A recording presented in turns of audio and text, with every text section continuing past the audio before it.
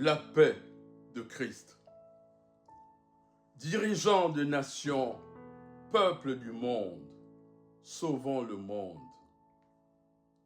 Mesdames, Messieurs, aujourd'hui, c'est avec gravité, mais aussi avec espérance, que je vous parle de notre maison commune.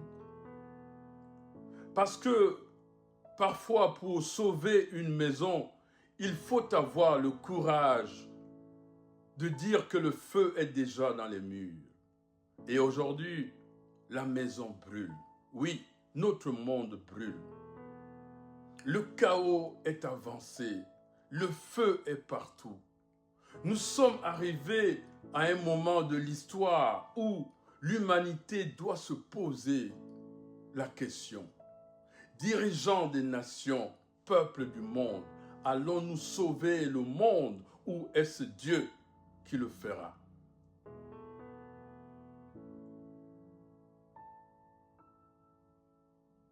Nous avons cru pouvoir tout contrôler. Nous avons construit des systèmes, des puissances, des armées, des technologies, des marchés, des idéologies.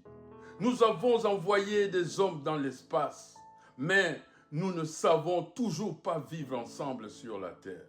Nous avons inventé l'intelligence artificielle, mais nous avons perdu parfois l'intelligence du cœur. Nous savons communiquer avec le monde entier en une seconde, mais nous ne savons plus écouter notre voisin. Nous avons multiplié les richesses, mais nous avons multiplié aussi la solitude. Nous avons augmenté la puissance des nations, mais nous avons diminué la valeur de la vie humaine. Alors, il remonte des interrogations. À quoi sert un monde puissant si l'homme n'est plus en sécurité? À quoi sert la croissance si elle ne produit pas de dignité? À quoi sert la technologie si elle ne produit pas plus d'humanité? À quoi sert la politique si elle ne sait plus protéger les peuples? À quoi sert la religion si elle ne sait plus aimer? Oui, à quoi sert le progrès si l'homme progresse vers sa propre destruction?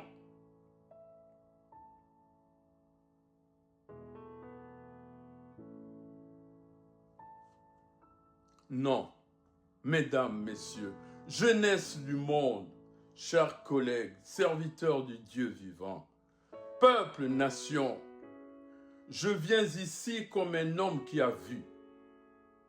Pendant des années où, avec les théophiles, j'ai voyagé dans les 5 continents, j'ai regardé le monde, j'ai regardé les peuples, j'ai regardé les nations, j'ai regardé les dirigeants, j'ai regardé les pauvres, j'ai regardé les oubliés, j'ai regardé les enfants.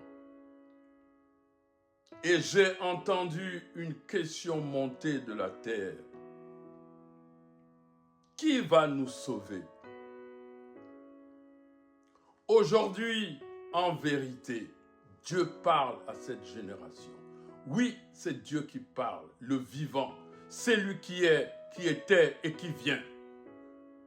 J'ai annoncé des choses qui se sont accomplies. Dès le début de la guerre actuelle en Europe, j'ai annoncé la victoire de la Russie sur l'Ukraine avant le soutien affiché de l'OTAN. Et j'ai confirmé le glas de la fin de l'hégémonie occidentale et que nous cheminerons vers l'effondrement de l'Empire, l'embrasement des nations qui est maintenant si proche. Et cette marche est irréversible. C'est Dieu qui décide. La création l'appartient. Il doit faire toutes choses nouvelles. J'ai annoncé dès 2024 le leadership de l'Iran au Moyen-Orient dans une guerre, 2 ans avant le début de la guerre en cours. D'autres prophéties bien précises sont en cours d'accomplissement. Mais écoutez-moi bien. Théophile, l'homme aimé de Dieu, ne vous rappelle pas cela pour glorifier un homme. Non, loin de cela. Je le dis pour rappeler une chose réelle. Le monde n'est pas abandonné.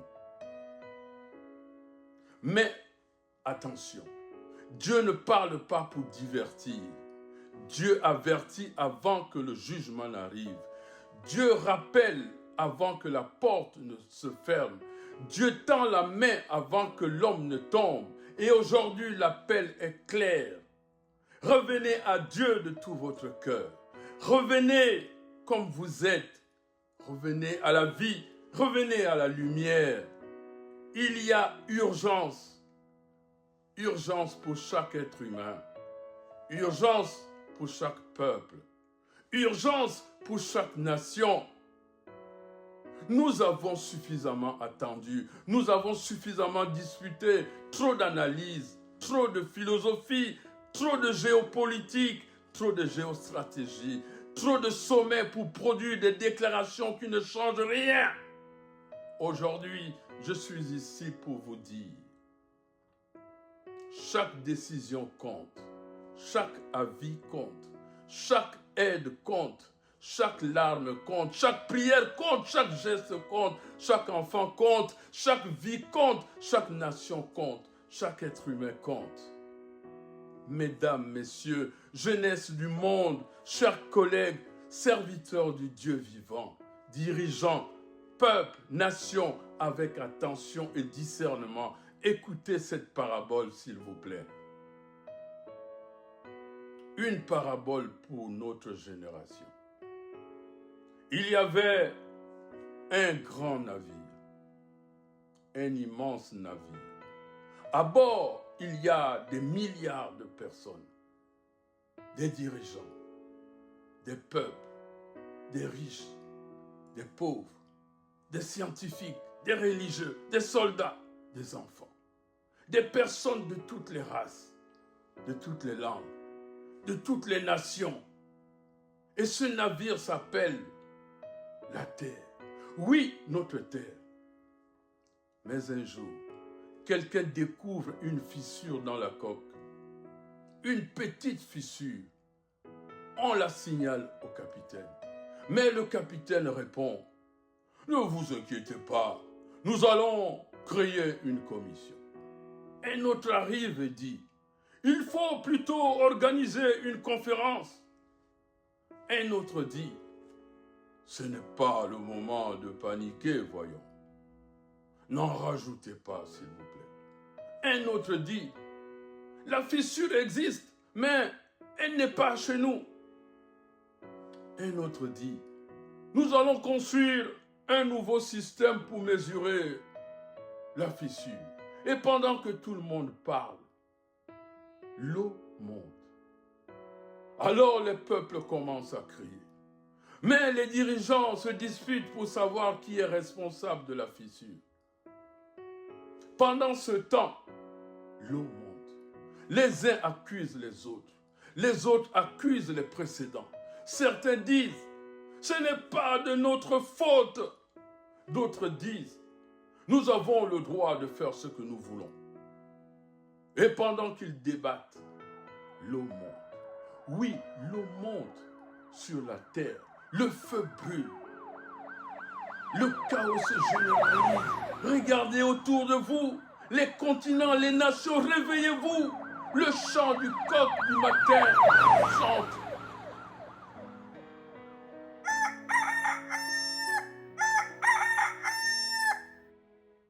Mais voici qu'un rejeton, un homme méprisé, prend la radio. Il envoie un signal vers le ciel. Et soudain, une voix répond. Et elle dit, je vous ai donné la terre. Je vous ai donné la vie. Je vous ai donné l'intelligence. Je vous ai donné la liberté. Mais vous avez oublié l'amour. Puis la voix. Vous me demandez de sauver le navire. Mais je vous demande d'abord, voulez-vous encore vivre? Et c'est ici que se trouve la question de notre génération. Pas seulement Dieu va-t-il sauver le monde, mais l'humanité veut-elle encore être sauvée? Parce que Dieu peut ouvrir une porte, mais il faut encore que quelqu'un accepte de la franchir. Dieu peut envoyer la lumière, mais il faut encore que quelqu'un accepte de sortir des ténèbres.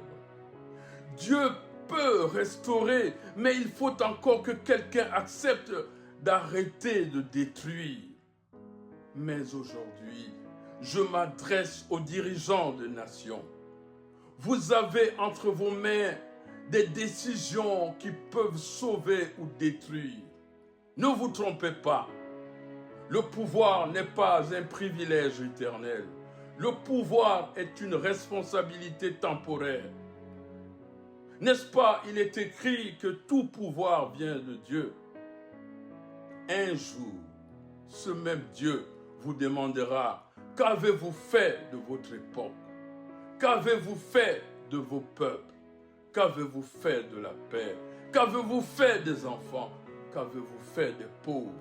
Qu'avez-vous fait de la vérité? Qu'avez-vous fait de la vie? Dirigeants de nations, écoutez-moi bien. Vous pouvez continuer à vous affronter. Vous pouvez continuer à vous menacer. Vous pouvez continuer à construire des murs. Vous pouvez continuer à nourrir la peur. Vous pouvez continuer à croire que votre puissance vous protégera éternellement.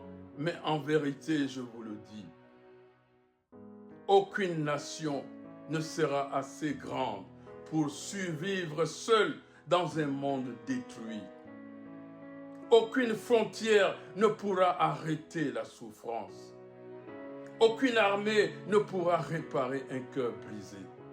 Aucune technologie ne pourra remplacer l'amour. Et aucun système humain ne pourra sauver l'humanité si l'humanité a décidé de perdre son âme. À vous les peuples, à vous la jeunesse du monde, je m'adresse à vous maintenant. Prêtez-moi attention s'il vous plaît. Il est écrit, l'oreille discerne les paroles comme le palais savoure les aliments. Ne dites pas, je ne peux rien faire. Non, vous pouvez faire quelque chose. Vous pouvez choisir la vie. Vous pouvez refuser la haine. Vous pouvez pardonner. Vous pouvez aider. Vous pouvez vous lever. Vous pouvez parler. Vous pouvez prier. Vous pouvez aimer. Vous pouvez protéger un enfant. Vous pouvez relever un homme tombé. Vous pouvez nourrir l'affamé. Vous pouvez dire la vérité. Vous pouvez refuser de participer à la destruction. Et parfois, le salut du monde peut commencer par un acte que personne ne voit.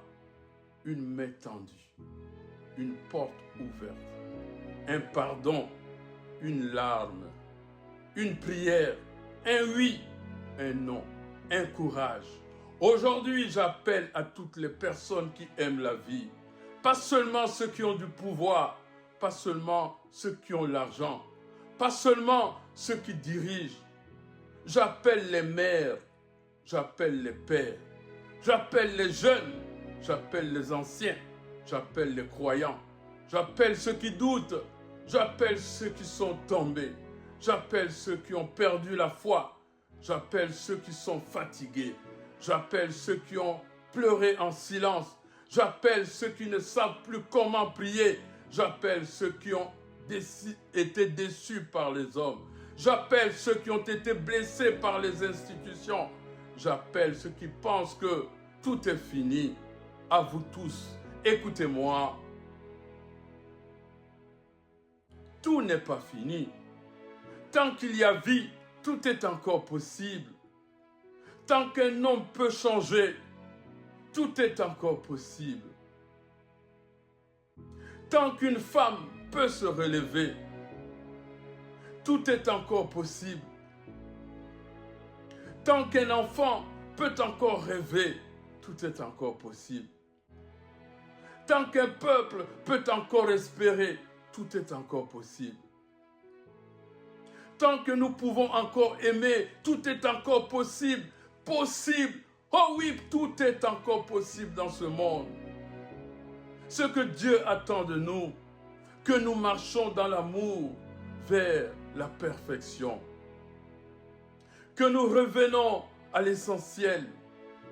Aimons la vie. Oui, peuple, nation, jeunesse du monde, tout est encore possible dans ce monde. Aimez la vie quand le monde vous apprend à haïr. Aimez la vie quand la peur devient une industrie. Aimez la vie quand le cynisme devient une philosophie. Aimez la vie quand les ténèbres semblent gagner. Parce que les ténèbres peuvent être nombreuses, mais elles ne produisent jamais leur propre lumière. Une seule lumière suffit pour briser l'obscurité. Une seule voix peut réveiller une génération. Un seul homme peut dire « Non, je ne participerai pas à la destruction ». Une seule femme peut dire « Je choisirai la vie ». Un seul peuple peut dire « Nous ne voulons plus de la haine ». Aujourd'hui, je ne vous demande pas de croire en moi. Je vous demande de revenir à Dieu. Il nous attend les bras grands ouverts. Je vous demande de regarder vers la vie. Venez, déposez vos fardeaux. Venez, vous tous qui êtes fatigués et chargés. Il nous donnera du repos. Je vous demande de regarder vers l'espérance. Le seul chemin éclairé qui rassemble les dispersés et où finit la solitude. Parce que je crois profondément que l'histoire n'est pas encore terminée. Je crois que Dieu peut encore surprendre les nations. Je crois que les portes vont encore s'ouvrir. Je crois que les peuples vont encore se relever. Je crois que les dirigeants vont encore comprendre que servir vaut mieux que dominer. Je crois que les ennemis vont encore se parler. Je crois que les familles vont encore se reconstruire. Je crois que les nations vont encore choisir la paix. Je crois que les larmes vont encore devenir des chants nouveaux. Je crois, oui, je crois fortement. Je crois que même au bord du précipice, Dieu peut encore dire « Stop ici, pas plus loin ». Dirigeants de nations, peuples, jeunesse du monde, la question est devant nous. Allons-nous sauver le monde ou est-ce Dieu qui le fera? La réponse est dans une alliance de vérité et de justice. Dieu fera ce que l'homme ne peut pas faire. L'homme fera ce qu'il peut faire. Dieu donnera la pluie, l'homme préparera la terre. Dieu donnera la sémence, l'homme plantera. Dieu donnera l'espérance, l'homme la portera. Alors dès aujourd'hui, écoute-moi bien. Ne baissez pas les bras. Non, ne renoncez pas à la vie. Ne laissez personne vous convaincre que vous êtes tous perdus. Oui, la déconstruction est avancée. L'économie s'effondre. Les royaumes vacillent. Le monde chancelle. Oui, le chaos est avancé. La guerre fait rage en Ukraine et au Moyen-Orient. Oui, la pente est vertigineuse. Les pays de l'AES en Afrique sont en proie au terrorisme. Mais malgré cela, l'espérance n'est pas morte. Parce que notre monde repose sur des bases solides de vérité.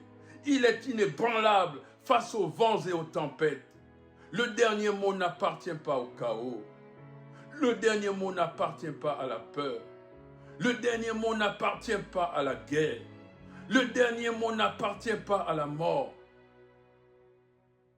Voulez-vous que je vous dise, le dernier mot appartient à la vie. Alors, à tous ceux qui aiment la vie, écoutez-moi. J'ai été envoyé pour vous dire, levez-vous. À tous ceux qui espèrent encore, tenez ferme. À tous ceux qui ont pleuré, essuyez vos larmes. À tous ceux qui sont tombés, relevez-vous. À tous ceux qui ont perdu la foi, regardez encore une fois vers le ciel. À tous ceux qui pensent que leur petite action ne compte pas, je vous dis en vérité, elle compte. Votre prière compte. Votre larme compte. Votre amour compte. Votre courage compte. Votre voix compte, votre vie compte. Et si aujourd'hui, vous ne pouvez pas sauver le monde, sauvez au moins quelqu'un. Si vous ne pouvez pas changer une nation, changez au moins une vie. Si vous ne pouvez pas éclairer toute la terre, allumez au moins une lumière. Parce qu'une lumière allume une autre lumière.